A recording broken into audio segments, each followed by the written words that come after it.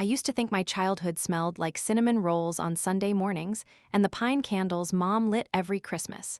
Turns out the sweetest memories can rot the fastest. My name is Brianna Louise Carter. 26, assistant curator at the Met in New York, still sleeping in the same childhood bedroom in Greenwich, Connecticut, whenever I come home for the weekend. Mom, Dr. Georgia Carter, is America's favorite parenting expert, morning show regular, 3 New York Times bestsellers, perfect blonde blowout, perfect smile. Dad, Professor Robert Carter, died of a sudden aneurysm when I was 17. At least, that's the story the entire country cried over with us.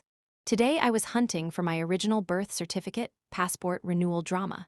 Mom was in the city doing a live taping of Good Morning America, so the house was quiet.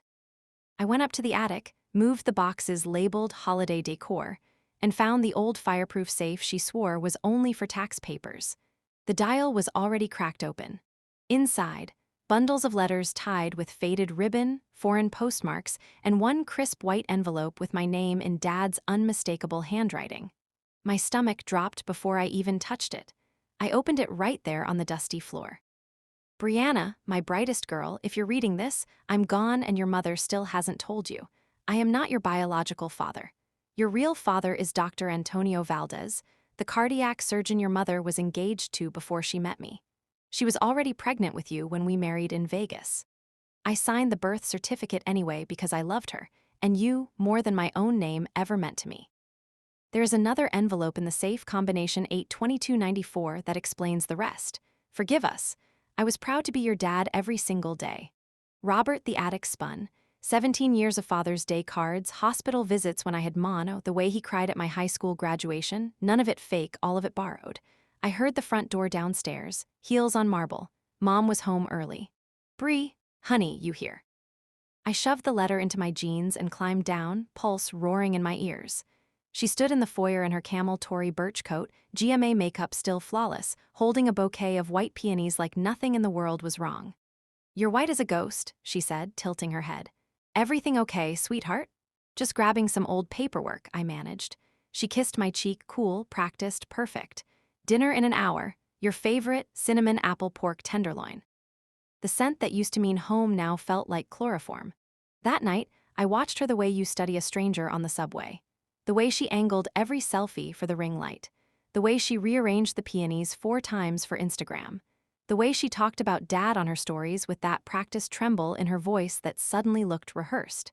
After she took her Ambien and went to bed, I slipped back into the study. The safe combination, 082294, the day they supposedly eloped, was still set. Inside was the second envelope, thick, sealed with gold wax and a Polaroid I'd never seen. Mom at 27, sun-kissed on a Miami beach, laughing in the arms of a dark-haired man in scrubs. On the back, in her handwriting, Antonio and me Christmas 1998, 7 weeks along. 7 weeks before I took my first breath. The envelope was addressed to me in Mom's perfect cursive. I didn't open it, not yet, because tomorrow morning, when she's live streams her Healing After Loss segment with that trademark sympathetic smile, I'm going to sit across from her at the kitchen island and ask why America's perfect mother spent 26 years raising her daughter on the perfect lie. Little does she know the quiet, polite Brianna who always said, "Yes, ma'am," is about to burn the whole fairy tale down. You ever look at family photos and suddenly feel like you're staring at strangers wearing your face? That's been my life for the last 48 hours. After I found Dad's letter, Robert's letter, I couldn't sleep. I kept replaying every childhood memory like a crime scene investigator. The way Mom always rushed to answer the landline calls in the other room. The way certain photo albums were lost in the move when we left the old house. The way she'd change the subject whenever anyone asked why I have hazel eyes and both my parents have brown. I started small. I went through every box in the attic before Mom came home from her book tour in Chicago. I found a locked diary from 1998, her handwriting, but the entries stopped exactly 1 week before my birth. The last page just said, "He'll never forgive me, but the baby deserves a father who stays." Then I found the hospital bracelet, not mine.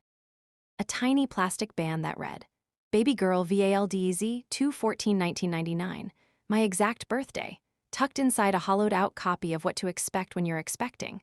I almost threw up on the Persian rug. Next stop, The cloud backup of Mom's old MacBook. She still uses the same iCloud password she's had since 2010. Georgia loves Robert 1. I restored a deleted folder labeled Taxes 1999. Inside were scanned documents that made my knees buckle. A paternity affidavit signed by Dr. Antonio Valdez, notarized in Miami, acknowledging he is the biological father of Brianna Louise Carter, née Valdez, and waiving all parental rights in exchange for a one-time payment of $250,000 and a signed NDA. A cashier's check stub made out to A. Valdez, MD, from Mom's personal account the week after I was born. And the kicker, an email draft never sent, dated the day Dad, Robert, died. Antonio, Robert had another episode tonight. The doctors say it's only a matter of time. When he's gone, the money is yours. Just stay away until then. Georgia, I read it 10 times. 20. My hands were ice. I needed air. I drove to the country club where Mom keeps her Ladies Who Lunch membership. The bartender, Louis, has worked there since I was in diapers. I slid him a $100 bill and asked if he remembered anything weird around Valentine's Day 1999. His eyes flicked to the door, then back to me. Your mom came in the night you were born, he whispered. Alone, crying, ordered a double vodka, which she never does. Some doctor guy in scrubs showed up an hour later, handed her an envelope, took one look at the bassinet photo on her phone, and left. She told me, some secrets have to stay buried, Louis. I never forgot it. When I got home, Mom was in the kitchen filming a TikTok about honest communication with adult children. She smiled at the camera like butter wouldn't melt perfect. I waited until the red light went off. Mom, who's Antonio Valdez? The knife slipped from her hand and clattered on the marble. She recovered fast, too fast. Sweetheart, where did you hear that name? From the man who actually got you pregnant. Her face didn't crumple. It hardened. The TV smile vanished, replaced by something colder I'd never seen. You've been snooping, she said quietly. Some doors are locked for a reason, Brianna. Then unlock this one, because I found the hospital bracelet, and the affidavit, and the check you wrote to keep my real father silent. She poured herself a glass of water with steady hands that somehow made it worse. Robert was your father in every way that mattered, she said. Antonio was a mistake. A fling. He didn't want children. He signed away his rights, end of story. Then why pay him $250,000 to disappear? She set the glass down so hard it cracked. Because some stories are bigger than the truth, Brianna, and some truths destroy more than they heal. I laughed, sharp and ugly.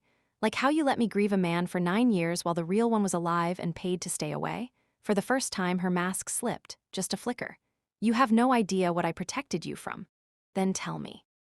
She glanced at the ring light still glowing on the counter, then back at me. Not here, not like this. I pulled the second envelope, still unopened, from my pocket and slid it across the island. Dad, Robert said everything I need is in here. I was going to open it alone, but you've got one chance to tell me yourself before I do. Her eyes filled with tears that looked almost real, and right then my phone buzzed. Unknown number. Miami area code. Text message. This is Dr. Antonio Valdez. I believe we have a daughter in common. Can we talk? The kitchen went dead silent, except for the soft ding echoing off the sub-zero fridge. Mom's face drained of every drop of color. Little does she know I'm not stopping until every buried skeleton is dancing in the daylight. Have you ever stood in your own kitchen and felt like the walls were closing in, like every cabinet and countertop was part of a stage set for a lie?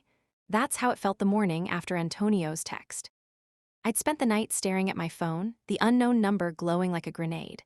Mom was already up, humming in the breakfast nook while prepping her green smoothie for the day's Instagram live. Her world, perfect, curated, unbreakable. I waited until she hit go live on her phone, smiling at the camera, waving to her 2.3 million followers. Good morning, beautiful souls. Today we're talking about family bonds that last a lifetime.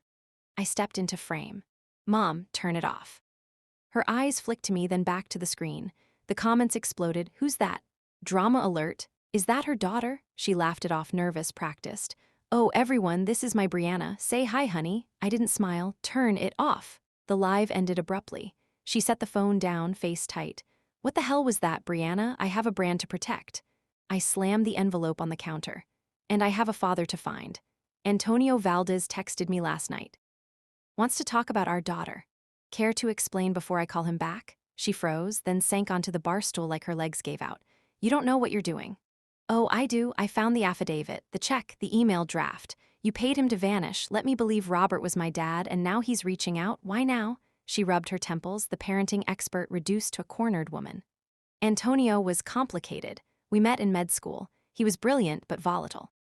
Engaged to someone else. When I got pregnant, he panicked. Said he couldn't ruin his career, his family. I left Miami, met Robert in New York. He knew everything and married me anyway. Bullshit. You paid him hush money from your first book advance. Why not just tell me after Robert died? Because Antonio's family is old money, Valdez Pharmaceuticals. Scandal would have destroyed us. Robert's health was fragile. The stress could have killed him sooner. I laughed, bitter. So you let me cry at a funeral for a man who wasn't even blood, while my real dad cashed your check. She stood, voice sharpening. Robert was your father. He changed your diapers, read you bedtime stories, paid for your NYU tuition. Antonio signed you away like a bad investment. Then why the NDA? Why hide the bracelet that says Baby Girl Valdez? Her eyes narrowed. You went through my things? Damn right. And Louis at the club remembers you crying the night I was born, meeting some doctor who handed you papers. She paced, heels clicking like gunfire. Louis talks too much. Fine. Antonio showed up at the hospital, demanded a paternity test. When it confirmed, he threatened to sue for custody unless I paid him off. I did it to protect you from him. Protect me, or your perfect image, America's mom, raising a kid on secrets. The doorbell rang. We both jumped. Through the peephole, my Aunt Lydia, Mom's sister, the one who lives in the Hamptons and only visits for holidays. She barreled in with a casserole, oblivious. Georgia, saw your live cutoff, everything okay? Mom plastered on the smile. Family stuff, Brianna's upset about an old letter. Aunt Lydia set the dish down, eyes darting between us. What letter? I didn't hesitate.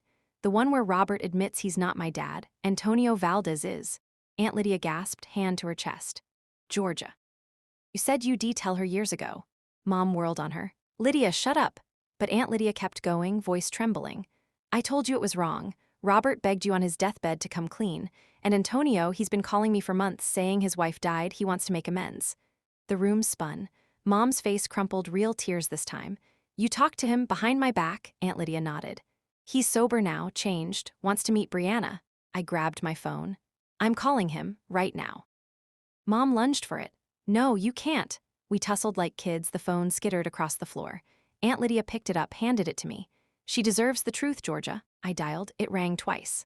Hello, Brianna. His voice deep, accented, unfamiliar yet hauntingly mine. Dad, Mom sobbed, collapsing into a chair. Please, there's more. Antonio isn't just your father. He's the reason Robert died. The line went silent. Aunt Lydia whispered, Georgia, no, but Mom looked up, broken. Robert found out Antonio was blackmailing me for more money. The argument, the stress, it triggered the aneurysm. Antonio's voice crackled. Is that Georgia? Tell her I never blackmailed anyone. She's the one who, I hung up, world tilting. Mom whispered, I lied to protect us all. But the deepest secret, Antonio didn't sign away rights willingly. I forged his signature on the affidavit. The kitchen felt like a courtroom, Aunt Lydia the stunned jury. Public humiliation. Try national scandal when this hits her followers. But right now, I'm the judge, and Mom's perfect world is on trial. Little does she know I'm not seeking justice. I'm plotting the perfect revenge. Have you ever felt the ground shift under your feet, not from an earthquake, but from the weight of too many lies finally cracking open? That's what happened in the hours after Mom's confession. I stared at her across the kitchen island, Aunt Lydia frozen between us like a referee in a boxing match gone wrong. The forged affidavit hung in the air like smoke, Mom admitting she'd faked Antonio's signature to cut him out, all while paying him off with book royalties that were supposed to fund my college trust. Why forge it? I demanded, voice raw. If he wanted nothing to do with me, why not let him sign for real? Mom's perfect posture slumped. Because he didn't want to sign. Not at first. Antonio, he loved you from the sonogram. But his family threatened to disown him, Valdez Empire, remember. I convinced him the payout was for your future, not his silence. The forgery was insurance, in case he changed his mind. Aunt Lydia shook her head. Georgia, stop. You told me Antonio begged to be involved and you shut him out because Robert offered stability. Mom glared at her. You've always been jealous, Lydia. Robert was a good man. He deserved a family without drama. I grabbed my keys. I'm done with your versions. I'm going to Miami, meeting Antonio myself. Mom stood. Brianna, wait. There's a file in my office safe, real documents. Birth records, emails, everything. See for yourself before you blow this up. I stormed upstairs anyway, Aunt Lydia trailing. The safe popped open with the same combo as before. Inside, a manila folder labeled BLC Confidential. My initials. I spread the contents on the desk. Original paternity test from 1999, positive for Antonio. emails from his lawyer demanding visitation. A restraining order Mom filed against him, claiming harassment, dismissed for lack of evidence, and bank statements showing wire transfers to Antonio every year on my birthday, totaling over $1 million. He wasn't blackmailing you, I whispered. You were paying him to stay away. Mom appeared in the doorway, eyes red. Yes, because if he fought for custody, I'd lose everything, my career, Robert, you. Antonio was unstable back then. Addictions, affairs, I protected you. Protected. Or controlled. I held up a faded photo from the folder, Antonio holding me as a newborn in the hospital, tears on his face. This man wanted me, you stole that. Aunt Lydia touched my arm. Call him back, Bree, hear his side. I did, FaceTime this time. Antonio's face filled the screen, older, silver at the temples, hazel eyes mirroring mine. Behind him, a modest Miami condo, bookshelves crammed with medical journals. Brianna, he said, voice breaking. You look just like your grandmother. We talked for hours. He confirmed the payouts weren't blackmail, they were support Mom insisted on to ease her guilt. He'd signed the original affidavit under duress, then tried to revoke it. Mom's lawyers buried him in motions. After his wife died last year, he reached out to Lydia, hoping for a second chance. I never stopped loving you, he said. Every birthday, I'd light a candle and whisper your name. By sunset, the fallout hit like a tsunami. I called my half-siblings Antonio's kids from his late marriage. They knew about me, welcomed a video chat. Mom paced downstairs, fielding calls from her agent. The interrupted live had gone viral, fans speculating family drama. That night, I confronted her one last time in the living room, Aunt Lydia mediating. You built your empire on honest parenting, I said, but you lied to your own daughter. For what? Ratings? Royalties? She cried then, ugly, real sobs. I was scared. Young. Antonio left me heartbroken. Robert was safe. I thought if I controlled the narrative, we'd all be happy. Happy? I mourned a dad who wasn't mine while my real one grieved from afar. Aunt Lydia nodded. Georgia, it's time to make this right. Mom wiped her eyes. What do you want, Brianna? An apology? Money? I'll give it. I want the truth. Publicly. The next morning, Mom went live again, this time unscripted. 500,000 viewers tuned in as she confessed. The affair, the lies, the forgery. I failed as a mother, she said, voice trembling. Brianna deserved better. I'm stepping back from my platform to heal our family. Comments flooded, shock, support, outrage. Her books tanked on Amazon rankings by noon. Sponsors pulled out. Poetic justice, the queen of perfect parenting dethroned by her own secrets. I flew to Miami that afternoon. Antonio met me at the airport, arms open. We spent the week walking beaches, sharing stories. He showed me family albums, my half-siblings laughing, a spot reserved for my photo. Emotional catharsis hit when I hugged him goodbye. I forgive you for staying away, but I won't forgive her for making you.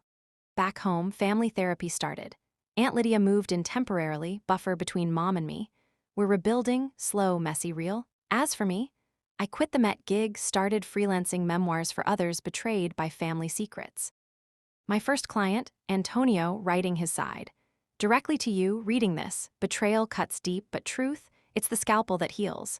Could you survive a lie this big? I did, and emerged stronger, freer, finally knowing whose blood runs in my veins and whose love I choose to keep. The cinnamon rolls smell like home again. But this time, it's one I built myself.